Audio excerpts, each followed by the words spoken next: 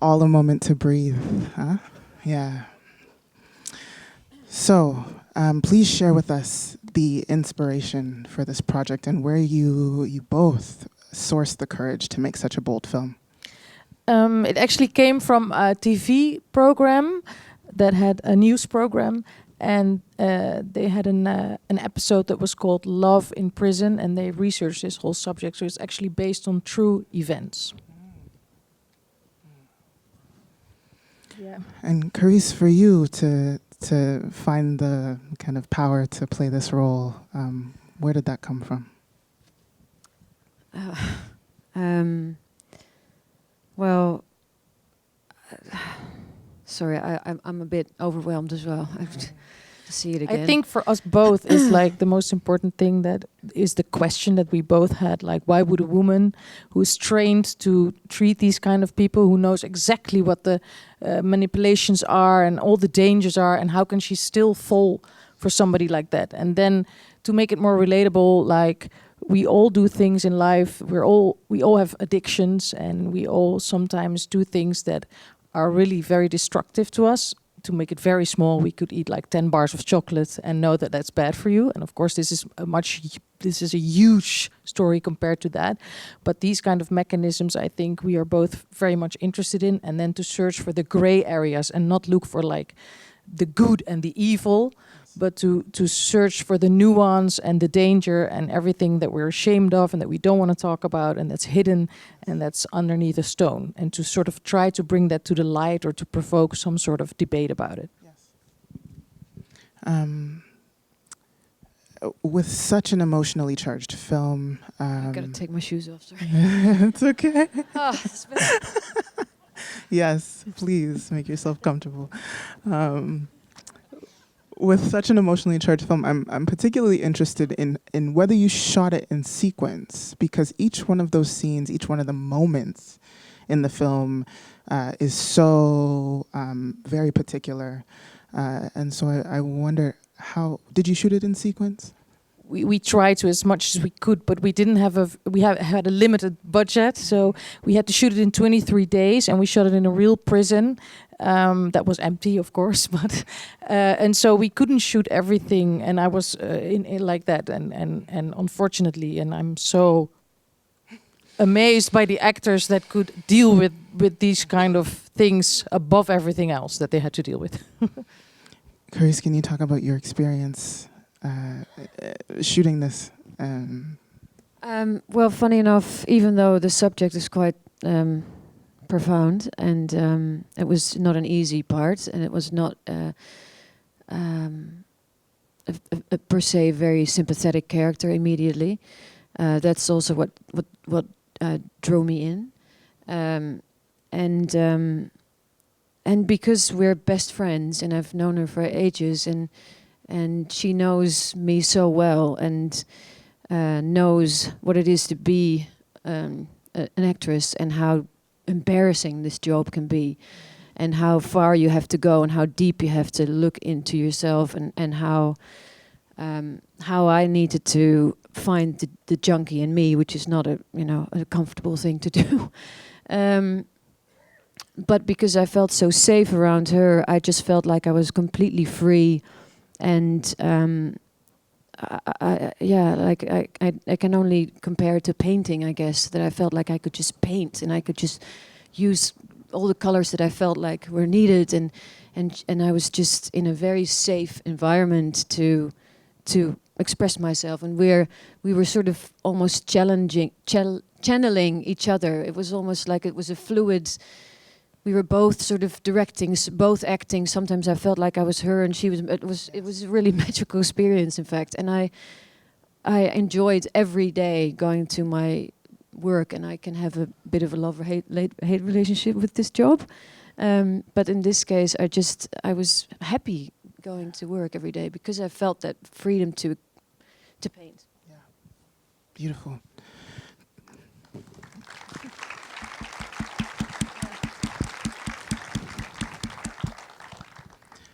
Do we have questions in the audience? I will repeat so that everyone can hear. Go ahead. Oh, okay. Yes. So the question is, can Halina address the mother-daughter?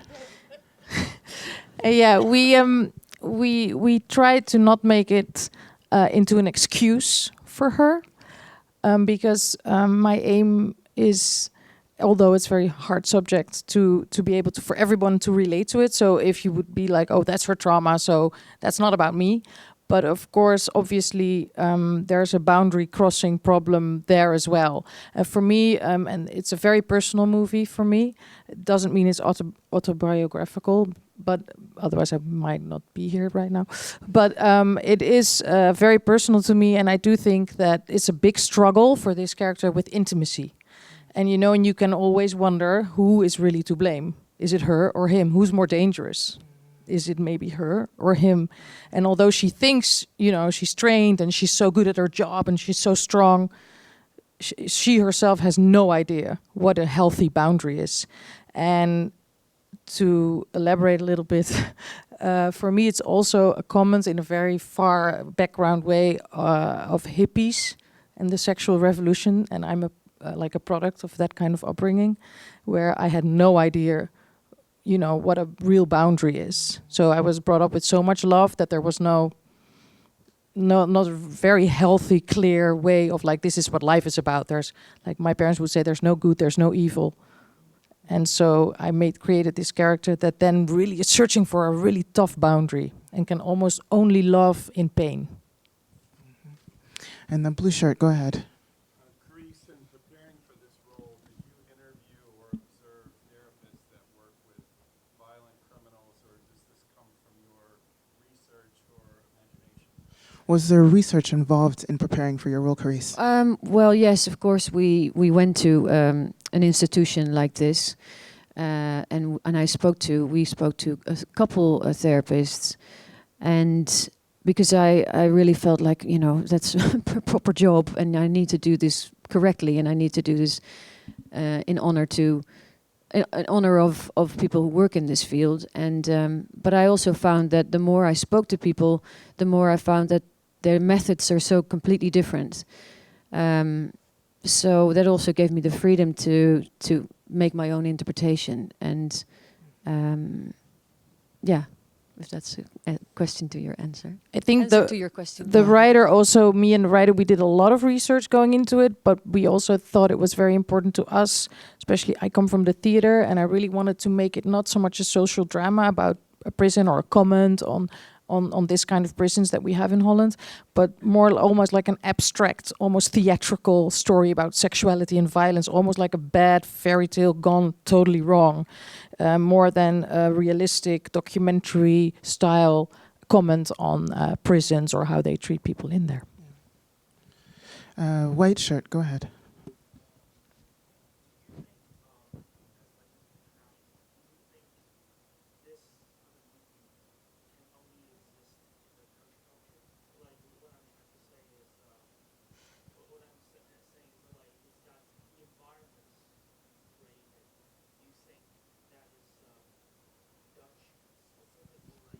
No, So if you Google it, the you will question is find about- that yeah. it's not a Dutch phenomenon, unfortunately.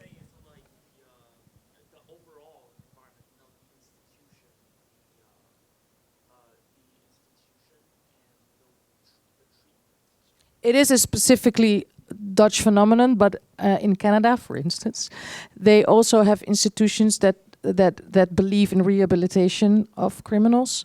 And there are some, but for instance, in Belgium they have not. So it is a special phenomenon. But Yes. also, yeah. But I don't think, I myself am surprised that when we, for instance, to brag a little bit, won the Variety Award in Locarno, I was surprised that, that it hit home for more than just the Dutch people, because I have thought about that whilst writing it already, like, oh, is this a specifically Dutch phenomenon and we should be, take care of that. But of course, in the end, it is not so much about the prison system. Yes. It's about love and power, and to go into a very dangerous, embarrassing, horrible area within ourselves, and to recognize the beast within ourselves instead of thinking, there's the good guys, there's the bad guys. Yes. Yes. Unfortunately, it's not a Walt Disney film life. Sorry, we have to go to another question. No, Other questions? I'll talk to you later. Yeah, maybe we can continue. Go ahead. Yeah.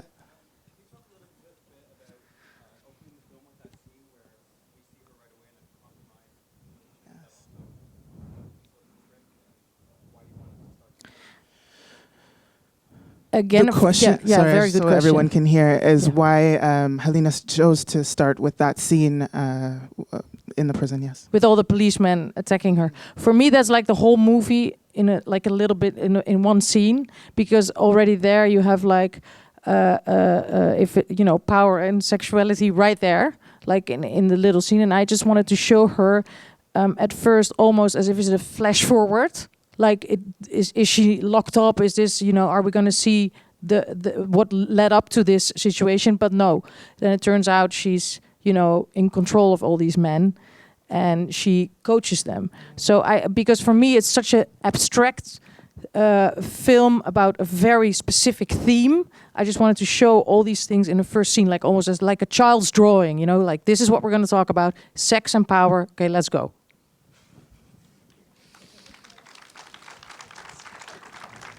Excellent. Go ahead down here. First, spectacular performance. It was amazing. Thank you. Those final scenes, like where you're sort of looking around, the different emotions on your face, awesome. In terms of ethics, though, I mean, but your character was really bad. I think legally was considered great, because he talks about that, about, him being in a dependent position. Yeah. So you mentioned that this is a common phenomenon, and I just thought it was just fascinating that you covered the subject, how you did it, just showing those power dynamics.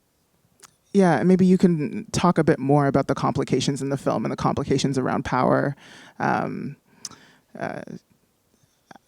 Yeah, is that where you're going? Yeah. Okay. For me, it's really about exploring female identity. Like, for me, the feeling is last week we got the right to vote. Like, we don't know anything about ourselves yet, really. There's not been a lot of research about female sexuality, not enough. Who are we? What are we? Are we supposed to turn into men? What would the world look like if we dominated society? Would there be cinemas? Would there not be cinemas? I don't know. So I think we know nothing. So we need to explore our own identity. And for me, this is a very little part of that. Looking from a female's perspective, from female gaze, into these themes. Like, for instance, to show you a little example, there's no female nudity. I think both of us had a huge share of nudity in our careers as actresses. Hell yes. Done with that. And me too. Totally, me too. So, for instance, that's just a small aspect of the whole thing, but that was something that we decided on very early on. Like, we're going to make a movie about sex, but there's going to be no nipples, no pubic hair of women. But that's just a little aspect of it, but this is how we approached it for us. So we wanted to make a movie from a female perspective. What we didn't want to go to like, oh yeah, let's then make her into a hero. Let's just look at all the questions that we have about ourselves. Yes. Go ahead over here. She's laughing at me. But Okay. Yes. Can you comment on the title, yes, please? of course. My producer, our producer, Frans van Gestel, who's sitting right there, he thought of that title, and I totally agreed with. What I really like about the title, that it's primal, just like the movie is, again, like a child's drawing for me. And the title is like that as well. And of course, the movie is about like, are we intellectual, civilized people, or are we still just animals? Yes. Way at the top, I think you have a scarf or a vest on, or nope, you. Yep, you.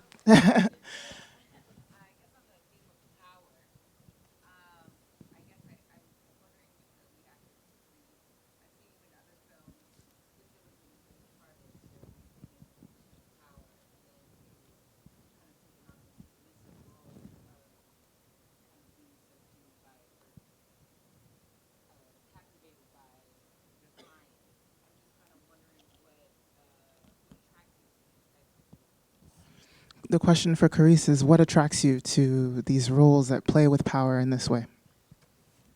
well, what's there not to be attracted about as an actor? I mean, those are the things that I want to put my teeth in. Yes. If that makes any sense. Yes. If that is a saying. Yeah, I don't know. It is. It is. Been yeah. up for Sink like your teeth 36 into. hours. I don't Yes. Yeah. Yeah. Let me go back to the question. What attracts you to these? Well, yes, anything that's complicated, anything that's difficult, I want to do. I want to challenge myself, and especially after, I don't know if you mean Game of Thrones, but I guess you're sort of referring to that. Sorry? The Departed. The Departed. I wasn't in The Departed, but I was in a lot of other already films. thinking, wrong woman, doesn't matter. But I'm really curious who that is then. Departed. Well, thanks anyway. But please, you can reference I'm Game of Thrones if you. Well, I did another show before where I played a powerful woman playing with fire and stuff, and that was sort of a bit different from what I've done here. Yeah,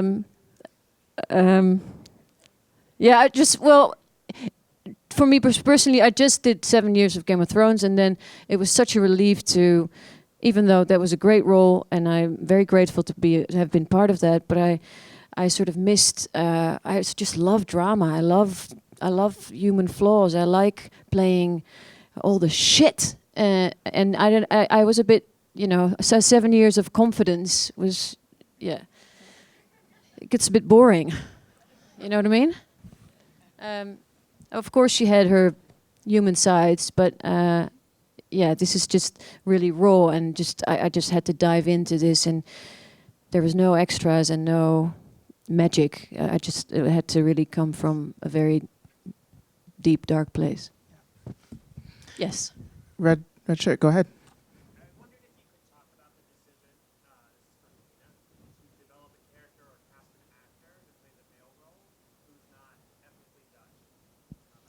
Well, I really Just to repeat the question so Yeah. that everybody heard the question. The question was about Halina's choice in casting an actor that was not as called ethnically Dutch, not white. He's Marwan, who's what's the name of the actor? Marwan Kenzari is also one of my very dear friends, but not that I only want to work with my friends. But I do think, of course, I was looking for an actor that would have like a danger, masculinity, without having to act that. And in Holland, unfortunately, I don't see. No, but it's a very limited group.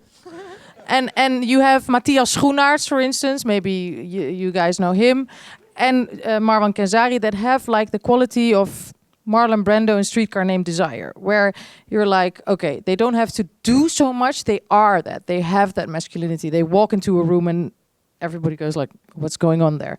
And so I just looked at that. I just looked at him as a wonderful actor who has this special quality that not a lot of actors in Holland have. Almost nobody has that.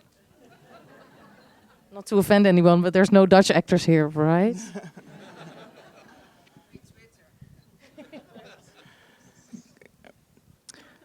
Yeah, go ahead.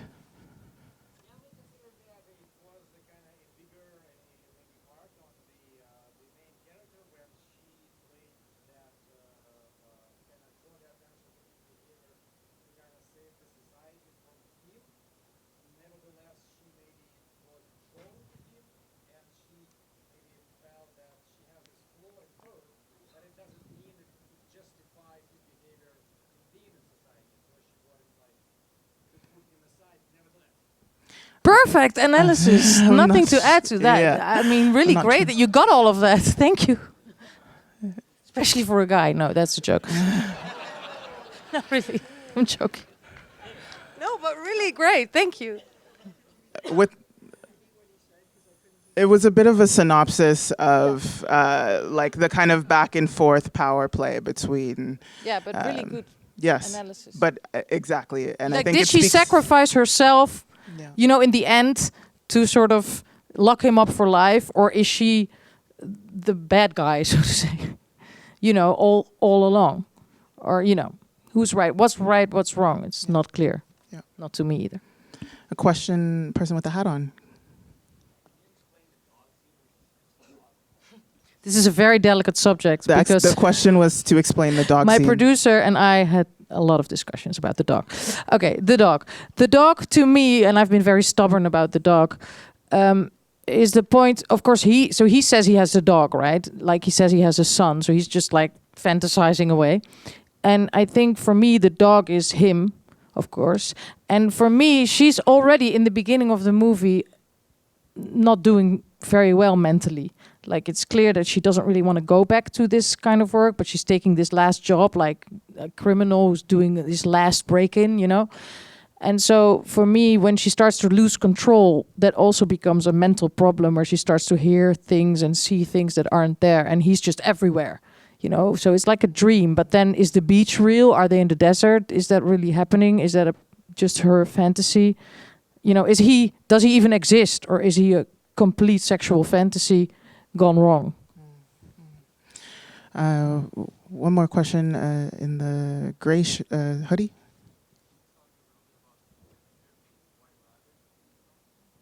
The question is about the imagery of the white rabbit. I think we use a lot of pretty, like, archetypical, to use a nice word, cliché, to use not so nice word, imagery, which I like. It's almost like in your face. Like we use sounds of a nature documentary in the beginning and then instinct. It's like, oh, Jesus Lord. But I like that. I think it's meta, like the innocent white rabbit from Fatal Attraction. Oh my God, what's going to happen? You know, for me, I have fun using these like childish almost symbols to make it into almost an abstract story again about these themes. But besides that, they really have these rabbits in these prisons because so it's research based as well, because they want to teach those men to relate to something, take care of something. So they have animals, they have all these things. All the like the therapy scene where he's dancing with the therapist and she's watching. All these things are based on total true forms of therapy and how that works in those prisons. Mm-hmm. There was another question behind that person. Yes, go ahead.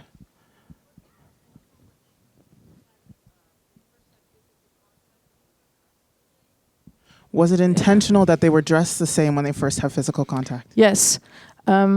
For me, that's when they start to blend into each other. And that's also where the sort of trip starts, like as if she's going into a psychosis almost, where, she becomes him and he becomes her. And again, it is an abstract theatrical story there, you know? But yeah, it's totally on purpose and really nice that you saw that.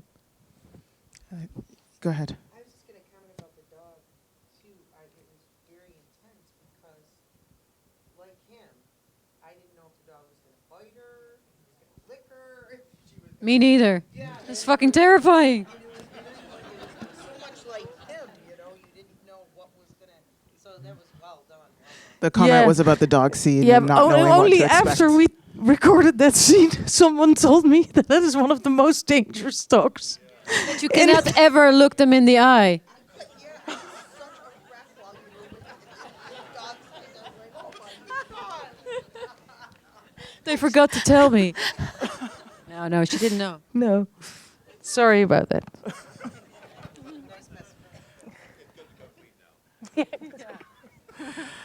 I'm wondering if we're still good to keep going. But we'll go down here. Go ahead.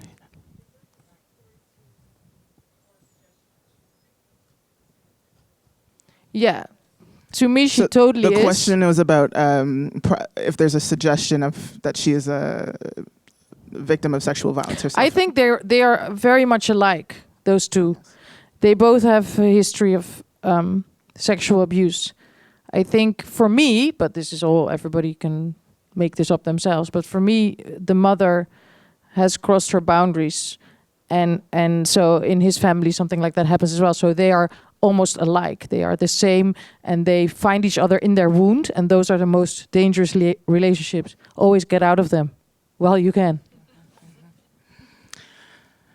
Are there more questions? Yep, down here. Go ahead. Can you comment a little bit about the relationship between her and the other male therapist? And I just found it really interesting because during that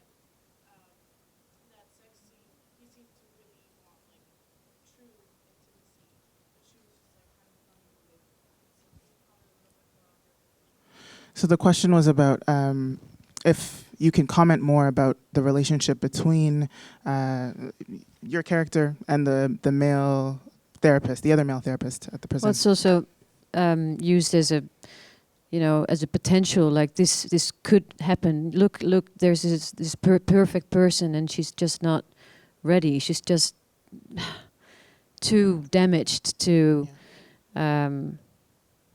make a real connection, and that's a very sad affair, really. Yeah, and again, what we referred to in the beginning, where you eat all the chocolate or you look at your phone all day, although you know you shouldn't, and it's better to go to the gym. It's like gym, chocolate. So we just wanted to make sure that you would all think, behind you, but you just can't. And that is, for me, is very recognizable and very personal. And I think we both know where you are. Like, I should go to the left, but you go to the right, and you or have the like other way around. 1,000 red flags, and you just fucking ignore them. Yeah. And there's somebody super healthy and sweet and warm and ready for you, but you just cannot take it, and you cannot relate to it, and you cannot be intimate in that way. Yes, down here, go ahead. Was that kiss in the yard as inappropriate as it felt to me? Yes, absolutely. That is insane.